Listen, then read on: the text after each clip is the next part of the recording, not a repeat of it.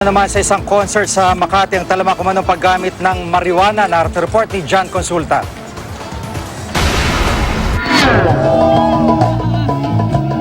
Punong-puno ang concert grounds na ito sa Makati City sa dami ng mga taong pumunta sa Rakrakan concert. Pero sa gitna ng malapiestang kasiyahang ito ay ang talamak daw na paggamit ng droga sa mismong concert grounds. Tulad na lang ng minor de edad na ito na nakunan habang aktwal na gumagamit umano ng marijuana. Ang lalaking ito nakatayo na lutang at tirik ang mga mata matapos gumamit daw ng droga sa kasagsagan ng rock concert.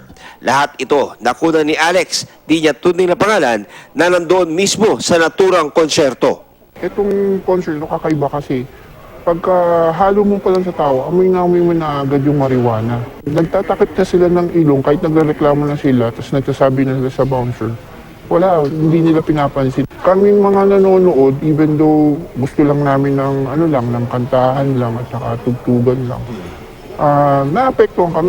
Pero nakakabahala sa lahat ay nang sa gitna ng performance ng isang artist ay bigla na lang itong naglabas ng umano'y marijuana at inengganyo pa ang mga nanonood na gumamit nito.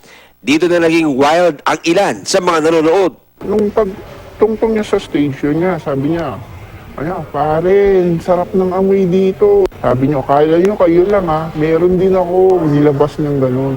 So, nagiyawan yung mga tao. Siyempre, parang tuwang-tuwa sila. Tapos, sabi niya, sino may pipe dyan? Sindihan na natin to. Pasa-pasa tayo.